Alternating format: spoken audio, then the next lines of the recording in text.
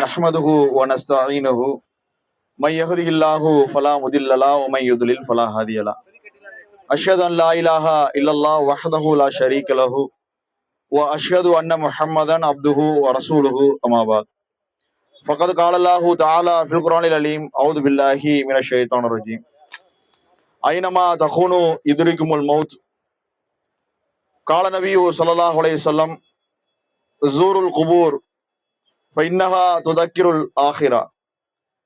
கண்ணியத்திற்குரிய எல்லாம் வல்ல அல்லாஹுவின் நல்லடியார்களே, நம்மோடு நேற்று வரை வாழ்ந்த சகோதரர் முகமது ஜலாலுதீன் அவர்கள் மரணத்தை சந்தித்து இப்பொழுது மன்னரையும் அவர் சந்திக்க சென்றிருக்கின்றார். இந்த மரணம் இங்க இருக்கக்கூடிய ஒவ்வொருவருக்கும் ஒவ்வொரு விதமான பாடத்தை கற்றுக் கொடுக்கும். கண்டிப்பாக. ஏன்னு சொன்னா, நாம இந்த உலகத்துல வாழும் பொழுது இஸ்லாமியர்களில் அதிகமானவர்கள் அல்லது மனித சமுதாயத்திலேயே அதிகமான மனிதர்கள் மரணம் குறித்த எந்த ஒரு அச்சமோ அல்லது அது குறித்த நினைவுகளோ இல்லாத ஒரு வாழ்க்கையை தான் நாம் வாழ்கின்றோம். ரொம்ப பெரிய லெவலுக்கு பின்னோக்கி போக வேண்டிய அவசியம் இல்லை. இன்று காலையிலிருந்து நம்மளுடைய செயல்பாடுகள்ல ஒருவேளை நாம இப்ப மரணிச்சிட்டோம்னா என்ன செய்யறது அப்படின்ற அந்த சிந்தனை நம்ம யாருக்குமே வந்திருக்காது. நம்மளுடைய வாழ்க்கை இயல்பாக இருக்கும். நாளைக்கு இதே மாதிரி இன்னைக்கு நைட்டு தூங்குவோம், நாளைக்கு எந்திப்போம், நாளைக்கு அதை செய்வோம் இதை செய்வோன்ற மாதிரி நிறைய திட்டங்கள் போட்டிருப்போம். அந்த திட்டங்கள்ல கண்டிப்பா அல்லாஹ் நாடினால் என்ற வார்த்தையை நாம சேர்த்திருப்போம். அதுல எந்த விதமான மாற்று கருத்தும் கிடையாது. ஆனால் அல்லாஹ் நாடினால் என்ற அந்த வார்த்தைக்கு பின்னால இருக்கக்கூடிய ஒன்று, நாம மரணிச்சிட்டோம்னா என்ன அப்படின்றது இருக்குது. அல்லாஹ் நாடலைன்னா நம்ம வேற வேற மாதிரியான அல்லாஹ் நமக்கு நாடி இருந்தானா அப்பவும் நம்ம அதை செய்ய முடியாது. அதே மாதிரி நமக்கு மரணம் சம்பவித்து விட்டாலும் நாம அந்த செயலை செய்ய முடியாம தான் போயிடும். அப்ப நம்ம எதிர்காலத்தை நாம திட்டமிட்டு ஒரு ஒரு ஒரு இலக்கோடு நாம பயணிக்கக்கூடிய நேரங்கள்ல மரணம் என்ற அந்த ஒரு சிந்தனை எல்லாருடைய மனதிலும் கண்டிப்பாக எல்லா நேரங்களிலும் நமக்கு இருக்கணும். அல்லாஹ் குர்ஆன்ல நிறைய இடங்கள்ல மரணத்தை பத்தி நமக்கு சொல்றான். ஏன் நிறைய இடங்கள்ல சொல்றான் அப்படின்ற கேள்விய திருமறை வசனத்தோடு நாம ஒப்பிட்டு பார்க்கும்போது, யதார்த்தமா என்னுடைய வாழ்க்கையை வச்சு ஒவ்வொருவரும் நம்முடைய வாழ்க்கையை வச்சு பார்க்கும்போது மரணம் எனக்குடைய நினைவுக்கே இல்லை. அதனாலதான் அல்லாஹ் திரும்ப திரும்ப திரும்ப திரும்ப அல்லாஹ் மரணத்தை பத்தி சொல்றான் அப்படின்றதும் நம்மளால புரிஞ்சுக்கிற முடியும். அதே மாதிரி மரணம் குறித்து சொல்லக்கூடிய வாசகங்களையும் வார்த்தையிலும் அல்லாஹ் ரப்புல் ஆலமீன் ரொம்ப நேர்த்தியாகவே அல்லாஹ் போடுறான். ஐனமா தக்கூனு, நீங்க எங்க இருந்தாலும் சரி, யுத்ரிகுமுல் மௌத், உங்களுக்கு மரணம் வந்தே தீரும். இன்னொரு இடத்துல அல்லாஹ் சொல்லும் போது, இந்த உலகத்துல உயிர் என்று பிறந்துச்சுன்னு சொன்னா எல்லா உயிர்களும் மரணத்தை சந்திச்சே ஆகணும் அப்படின்னு அல்லாஹ் சொல்றான். அதே மாதிரி இன்னொரு இடத்துல நம்மளை புரிஞ்சுக்கிட்டவன் தானே அல்லாஹ் நம்மளை புரிஞ்சுக்கிட்டவன் தானே, நம்மளை புரிஞ்சுக்கிட்டு அல்லாஹ் சொல்றான், நீங்கள் எதை விட்டு விரண்டோடுகிறீர்களோ அது உங்களை சந்திக்கும்ன்றான். மரணத்தை தான் சொல்றான். கண்டிப்பா மரணம்னு ஒண்ணு நம்ம கிட்ட நெருங்குற மாதிரி இருந்துச்சுன்னா அதுல இருந்து நம்மை தப்பித்துக் கொள்வதற்கு, காப்பாற்றிக் கொள்வதற்கு தான் இன்னைக்கு பல போராட்டங்களை நம்ம செய்யறோம். மருத்துவமனைக்கு செல்வதாக இருக்கலாம், அதற்கான மருந்துகளை உட்கொள்வதாக இருக்கலாம், நம்முடைய உணவு கட்டுப்பாடுகளாக இருக்கலாம், நம்முடைய பழக்க வழக்கங்களை சரிப்படுத்துவதாக இருக்கலாம். அத்தனைக்கு பின்னால மரணம் எனக்கு இப்போ வந்துடக்கூடாது அப்படின்ற அந்த சிந்தனை தான் நமக்கு இருக்கும். ஏன் மரணம் இப்போ வந்துடக்கூடாது அப்படின்ற அந்த கேள்வி நம்மளுடைய வாழ்க்கையின் முன்னால் நமக்கு வச்சு பார்க்கணும்.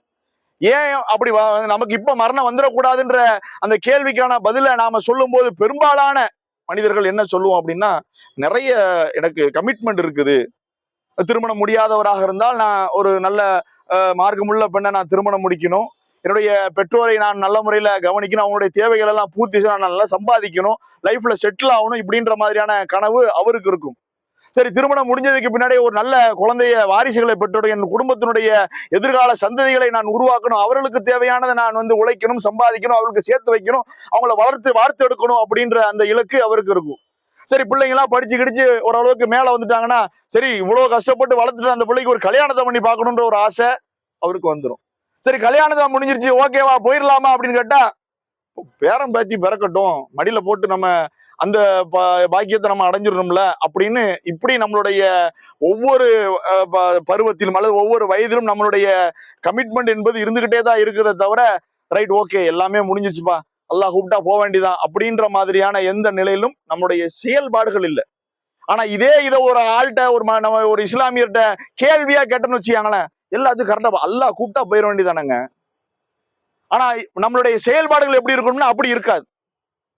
இப்படி இந்த நம்மளுடைய நிறைய கமிட்மெண்ட்கள் நம்ம வைக்கிறோம்ல, தப்புலாம் கிடையாது, ஆசை வைக்கலாம். நபிகள் நாயகம் ஸல்லல்லாஹு அலைஹி வஸல்லம் அவங்க சொல்றாங்க, இஹ்ரிஸ் அலா மா யன்ஃபுக், உங்களுக்கு நன்மைன்னு நீங்க எதெல்லாம் நினைக்கிறீங்களோ அதெல்லாம் நீங்க ஆசைப்படுங்க அப்படின்னு அல்லாஹ்வுடைய தூதர் சொல்றாங்க.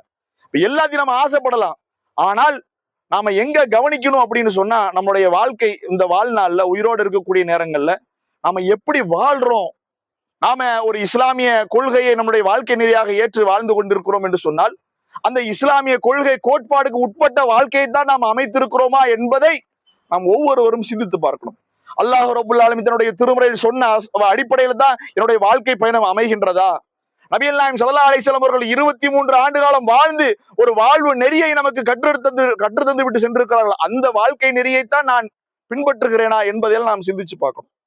இதுவெல்லாம் இல்லை என்று சொன்னால், அல்லாஹும் அல்லாஹ்வுடைய தூதரையும் அந்த அவர்கள் சொன்ன அந்த உபதேசங்களையும் எச்சரிக்கைகளும் பெரும்பாலமாக பொருட்படுத்தாமல் நாம் போகணும்னு சொன்னா கண்டிப்பாக நஷ்டத்தை சந்திக்கக்கூடிய ஒரு நிலை ஏற்பட்டுவிடும் என்று நமக்கு இஸ்லாம் அழகான முறையில சொல்லி காட்டுகின்றது. நஷ்டம் ஏற்படுனா எங்கேயோ எப்பவோ அப்படிலாம் கிடையாது. நாம மரணித்து மன்னரையை நாம் சந்திக்கக்கூடிய நேரத்துல ஒருவேளை அந்த இறந்த மனிதர் பெரும்பாலுமான நேரங்கள்ல இஸ்லாத்தினை பத்தி அல்லது அதனுடைய கொள்கை கோட்பாடுகள்லாம், நான் முஸ்லிம் எப்படி என்னப்பா ஆதாரம், என் பேர் அப்துல்லா, நான் முஸ்லிம் என்னப்பா ஆதாரம், எங்க அத்தா பேர் அப்துல் ரஹ்மான், இதுவல்ல வாரத்துல ஒரு நாள் நான் ஜும்மாக்கு பள்ளிக்கு போறேன், இதுவல்ல இஸ்லாம், இதுவல்ல இஸ்லாத்தை பின்பற்றுவது, இதுவல்ல இஸ்லாத்தினுடைய அந்த கொள்கைப்படி நடப்பது என்பது இது மாத்திரமல்ல. என்னுடைய பேச்சில் இஸ்லாம் வெளிப்பட வேண்டும், என்னுடைய பொருளாதார ஈட்டலில் இஸ்லாம் வெளிப்பட வேண்டும், என்னுடைய ஆடை உடுத்தக்கூடிய முறையில் இஸ்லாம் வெளிப்பட வேண்டும், என்னுடைய வாழ்வில், என்னுடைய மரணத்தில், என்னுடைய வழக்க வழிபாடுகளில் அனைத்திலும் இஸ்லாம் வெளிப்படணும். இஸ்லாம் வெளிப்படணும்னா என்ன? என்னுடைய ஆடையில இஸ்லாம் வெளிப்படணும் பெரிய தொப்பி இப்படி போட்டு ரொம்ப ஒரு ஒரு ஒரு தீன்தாரி மாதிரி போனோம்னா அது இஸ்லாத்தை பின்பற்றுவது ஆயிருமா? இஸ்லாத்தின் நெறிப்படி அந்த ஆடை அமைச்சுக்கணும், அவ்வளவுதான். தடுக்கப்பட்ட ஆடைகளை அணியக்கூடாது, ஆடை முறையில அந்த வரம்புக்கு மீறிய ஒரு ஆடை நம்ம உடுத்தக்கூடாது, பேச்சுக்கள்ல நாம எப்படி பேசணும், அதுக்குண்டான கட்டுப்பாடுகள் என்ன, நாம எதை பேசக்கூடாது, எதை சாப்பிடக்கூடாது, எதை சொல்லக்கூடாது, எதை செய்யக்கூடாது என்பதை எல்லாம் பார்த்து ஏன்னா எல்லா துறையிலும் நாம பயணிக்கிறோம். சாப்பிடணும்னு நம்ம வெளியே இறங்கி போறோம்னா எல்லா ஹோட்டலையும் கடந்து தான் போறோம். ஏன் ஹலாலா அப்படின்னு பார்த்து நம்ம ஏன் உள்ள போறோம்? ஒருவேளை பார்க்காம உள்ள போயிட்டா கூட அங்க இருக்கக்கூடிய உரிமையாளர்கிட்ட நம்ம கேட்கிறோம், எதுக்கு? இஸ்லாம் என்னுடைய வாழ்க்கையில வெளிப்படணும். எனக்கு ஹராம் தடுக்கப்பட்டது, இந்த உணவு ஹராமாக இருந்துச்சுன்னா என் வாழ்க்கை நான் சாப்பிடக்கூடாது என்று எனக்கு இஸ்லாம் சொல்லுது அப்படின்னு இந்த சாப்பிடக்கூடிய விஷயத்துல ஹராம் பேணக்கூடிய நாம எல்லா விஷயத்திலும் இந்த ஹலால் ஹராமை நாம் பேணி தான் நடக்கிறோமா அப்படின்னு நாம சிந்திச்சுப்போம். நமக்கான அவகாசம் என்பது நாம் உயிரோடு இருக்கக்கூடிய அந்த தருணம் வரைக்கும் தான்.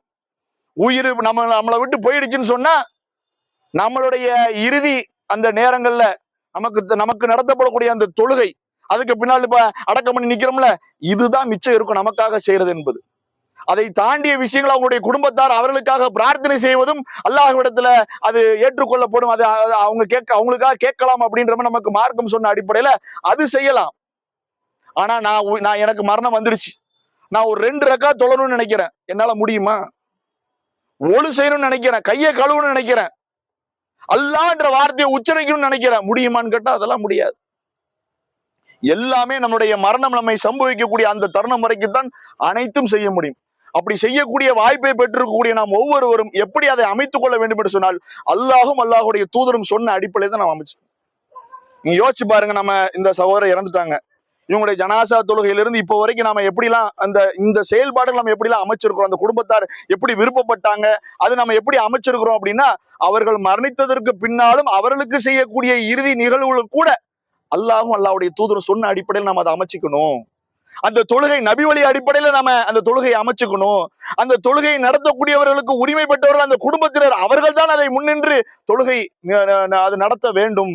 அந்த குடும்பத்தை சார்ந்த பெண்கள் இருப்பாங்க, அவர்களுக்காக கேட்கக்கூடிய அந்த பிரார்த்தனையில் அவருடைய குடும்பத்தாருடைய அந்த குடும்பத்தில் இருக்கக்கூடிய அந்த பெண்களும் கலந்து கொள்ள வேண்டும். இப்படின்ற ஒரு யதார்த்தமான ஒரு ஆசை இருக்கதானே செய்யும். எங்க அத்தை இறந்து போயிட்டார், நான் எங்க ஒருத்தர் இறந்துட்டார், அவருடைய மகள் இருக்கிறாங்க, அவங்க அந்த தொழுகையில கேட்கக்கூடிய அந்த பிரார்த்தனை அவங்க கேட்க வேண்டாமா, கேட்க கூடாதா? நம்ம ஏன் பெண்களும் தொழணும் அப்படின்ற ஒரு விஷயத்த சொல்றோம் அப்படின்னா, இந்த தொழுகை ஏனைய தொழுகையை போல கிடையாது. இந்த தொழுகை முழுக்க முழுக்க அவர்களுக்காக செய்யக்கூடிய பிரார்த்தனை தான். ரொம்ப அற்புதமான வார்த்தைகள். அதனுடைய அந்த அந்த அந்த துவாவை எடுத்து நம்ம பார்க்கறதுக்கு கடமைப்பட்டிருக்கிறோம். அதை பார்த்தாலே ஒரு மனிதன் வந்து சரியாக தன்னுடைய வாழ்க்கையை அமைத்து விடுறதுக்கு போதுமானதாக இருக்கும். இப்ப இவங்களுக்காக நம்ம கேட்டோமே அந்த பிரார்த்தனையில, நமக்காகவும் அதுல சில வார்த்தைகளை கேட்டோம். இறைவா, என்னென்ன இந்த பூமியில உயிரோட வாழ செய்யறதா இருந்தா எங்களில் யாரை நீ வாழச் செய்வதாக நீ நினைக்கிறாயோ அவரை ஈமானோடு வாழச் செய். வார்த்தையை பாருங்க. நான் இந்த உலகத்துல உயிரோட இருக்கணும் நீங்க இறைவா நீ நினைச்சேன்னு சொன்னா, நான் உயிரோட வாழக்கூடிய எல்லா நேரமும் உன்னை நம்பிக்கை கொண்டவனாகவே வாழ செய்வாயாக அப்படின்ற பிரார்த்தனையை நம்ம முன்வைக்கிறோம்.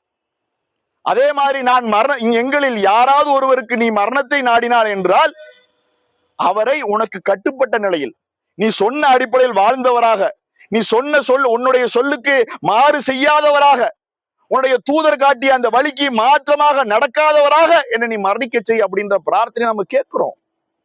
ஆனா அதுபடி நாம நடக்கிறோமா அப்படின்றத நம்ம சிந்திச்சு பார்க்கணும். அவங்களுக்காக கேட்ட பிரார்த்தனையை பாருங்க. இறைவா உங்களுடைய பாவங்களை மன்னி, இந்த பாவங்களை மன்னின்றது நான் என்னுடைய பாவங்களை மன்னிப்பதற்காக ஒவ்வொரு நாள் தொழுகையினுடைய ஆரம்ப நேர பிரார்த்தனை நம்ம கேட்கிறோம். அல்லாஹும்ம பாயித் பைனி வ பைன ஹதாயாய கமா பஅத பைனல் மஷ்ரிக் என்று வரக்கூடிய அந்த பிரார்த்தனையை எடுத்து பாருங்க. இந்த இவருக்காக கேட்ட பிரார்த்தனையுடைய வாசகங்கள் அதிலும் இடம்பெற்றிருக்கும், அல்லது அதுல இடம்பெற்ற வாசகங்கள் இதுலயும் நபிகள் நாயகம் ஸல்லல்லாஹு அலைஹி வஸல்லம் நமக்கு சொல்லி தந்திருக்கிறாங்க. என்னுடைய பாவத்தை அல்லாஹ் எப்படினாலும் நீ கழுவீரு அப்படின்னு நம்ம ஒவ்வொரு நாளும் நம்ம தக்பீர் கட்டியோட நம்ம ஓதுறோம். அதைத்தான் நம்ம இந்த சகோதரர்களுக்காக நம்ம ஓதி இருக்கிறோம். அந்த பிரார்த்தனைய நபிகள் நாயகம் ஸல்லல்லாஹு அலைஹி வஸல்லம் சொல்லக்கூடிய நேரத்துல அதை கேட்ட ஒரு நபித்தோழர் சொல்றாங்க, இந்த ஜனாசாவாக நான் இருக்கக்கூடாது அப்படின்றாங்க. அவ்வளவு ஒரு அற்புதமான வார்த்தைகள் நிறைந்த ஒரு பிரார்த்தனை. இந்த பிரார்த்தனை எனக்கு கிடைக்கணும்னா நான் ஜனாசாவாக இருந்தா தானே இந்த பிரார்த்தனை எனக்கு கிடைக்கும் அப்படின்ற அளவுக்கு ஏங்கக்கூடிய அளவிற்கு அந்த வாசகத்தினுடைய ஒரு ஆழமாக அதனுடைய கருத்துக்கள்லாம் இருக்குது. இதையெல்லாம் நாம விளங்கி கொண்டு நம்முடைய வாழ்க்கையை சரிப்படுத்துவதற்கு இந்த மரணத்தை நாம பாடமாக எடுத்துக்கொள்ள வேண்டும். நபிகள் நாயகம் ஸல்லல்லாஹு அலைஹி சொல்றாங்க, ஜூருல் குபர், நீங்க கபர மன்னரை சந்திங்க. நாம இதுக்கு முன்னாடி இந்த மன்னரைக்கு நம்ம எப்போ வந்தோம்னு கேட்டா, நம்மை சுற்றி இருக்கக்கூடிய பகுதிகளில் அது நம்முடைய உறவுகளை யாராவதுவங்க இறந்துட்டாங்க நமக்கு செய்தி எப்போ வந்துச்சோ அப்ப போய் மன்னரை சந்திச்சிருப்போம். அதை தாண்டி இந்த ரோட்ல பல ஆயிரம் முறை நாம கடந்திருப்போம். நமக்கு ஒரு நிமிஷம் நின்று இந்த மன்னரையில் அப்படி உள்ள வந்து பார்த்தோம்னா கண்டிப்பாக அதுல நம்மளுடைய உறவுகள், நமக்கு தெரிந்தவங்க, நம்மளுடைய நண்பர்கள், நம்மோடு பழகியவர்கள், நமக்கு கொடுத்தவர்கள், நம்மள வாங்கினவர்கள் என்று யாராவது ஒருவர் அடக்கம் பண்ண தானே செஞ்சிருப்பாங்க. அப்ப அதை பார்க்கும்போது 1 வருஷம் ஆச்சு, 2 வருஷம் ஆச்சு, 5 வருஷம் ஆச்சு, இப்ப எப்படி இருப்பார் அவரு, இப்ப இது மாதிரியான ஒரு நிலை எனக்கு நடக்குமே, இப்ப நான் என்னுடைய வாழ்க்கையை சரிப்படுத்தணுமே அப்படின்னு மறுமைக்கான அந்த நினைவை நமக்கு நினைவுபடுத்தும் என்று நபிகள் நாயகம் ஸல்லல்லாஹு அலைஹி வஸல்லம் அவங்க சொல்றாங்க. அதே மாதிரி அவங்களுக்கு கேட்கக்கூடிய பிரார்த்தனை நமக்கு ரசூலுல்லாஹ் கட்டித்தராங்க. மன்னரை வாசிகளே, உங்கள் மீது அல்லாஹ்வுடைய சாந்தியும் சமாதானம் உண்டாகட்டும், அல்லாஹ் நாடினா நாங்களும் வரதான் போறோம் அப்படின்னு. இதெல்லாம் வெறும் சொல்லாக நாம் மந்திர சொல்லாக நாம் கடந்து விடக் கூடாது. இதெல்லாம் வரப்போறேன் அப்படின்னா நான் தயாரா இருக்கிறேன்னு அர்த்தம். ஆனா தயாரா இருக்கிறோமான்னு கேட்டா இல்ல என்பதான் பதிலா இருக்கும். இஸ்லாமிய பார்வையில் கேள்வியாக கேட்கும்போது தயார் தான் பண்ணுவோம். ஆனா நம்முடைய செயல்பாடுகள் அப்படி இருக்காது. ஆனா நாம அப்படி அமைக்க கூடாது. நாம எப்படி இருக்கணும்னா, அல்லாஹ் எனக்கு இப்ப கூப்பிட்டா நான் போவேன். ஏன்? நான் மகரிபை தொழுது விட்டேன். அல்லாஹ் என்னை இப்ப கூப்பிட்டால் நான் ரெடி. ஏன்? நான் எந்த விதமான வரம்பு மீறுதலுக்கு உண்டான பொருளாதார ஈட்டல் நான் செய்யவே இல்லை. நான் இப்ப கூப்பிட்டாலும் ரெடி. நான் எந்த விதமான பாவமான காரியத்தில் நான் ஈடுபடாம இருக்கிறேன். இப்ப கூப்பிட்டாலும் சரி, அல்லாஹ் சொன்ன அடிப்படையில் என்னுடைய வாழ்க்கையை அமைச்சுக்கிறேன் அப்படின்னு நாம வரும்பொழுதுதான் நம்ம அனைத்திற்கும் தயாரான ஒரு மனிதனாக நாம் இருக்க முடியும். இந்த மரணம் என்பது நமக்கு சம்பவிக்கக்கூடிய அந்த தருணத்திற்கு முன்னதாக நம்முடைய வாழ்க்கையை சரிப்படுத்தி சீர்படுத்தி நம்மளோட அல்லாஹுடைய தூதர் சொன்ன அடிப்படையிலே நாம் அமைத்துக் கொள்ள வேண்டும் என்ற ஒரு பாடத்தை இந்த சந்தர்ப்பத்துல நாம உங்களுக்கும் எனக்கும் நினைவூட்டியவனாக, இந்த சகோதரருடைய இழப்பினால் வாடக்கூடிய அந்த குடும்பத்தாருக்காக அதிகமாக பிரார்த்தனை செய்யக்கூடிய ரசூல் ஸல்லல்லாஹு அலைஹி வஸல்லம் நமக்கு சொல்லியிருக்கிறாங்க. இந்த சகோதரருக்காக உங்களுடைய சகோதரருக்கு வந்து அவருடைய உறுதிப்பாட்டுக்காக நீங்க பிரார்த்தனை செய்யுங்க. ஏன்னா இதுக்கப்புறம் மாணவர்கள் வந்து கேள்வி கேட்பாங்கல்ல, அதுல அவங்க கொஞ்சம் உறுதியாக திடமாக இஸ்லாத்தினுடைய அந்த மார்க்க பற்றுப்படி அவங்க பதில் சொல்வதற்கும் நீங்க பிரார்த்தனை செய்கின்றாங்க. அந்த பிரார்த்தனைகள் எல்லாம் செய்துவிட்டு களையக்கூடிய நிலையை நீங்கள் ஏற்படுத்திக் கொள்ள வேண்டும் என்று கூறிக்கொண்டு என்னுடைய உரை நிறைவு செய்கின்றேன். வாஹிரு தாவானா அனில் ஹம்துலில்லாஹி ரப்பில் ஆலமீன். அஸ்ஸலாமு அலைக்கும் வரஹ்மத்துல்லாஹி வபரகாத்துஹு.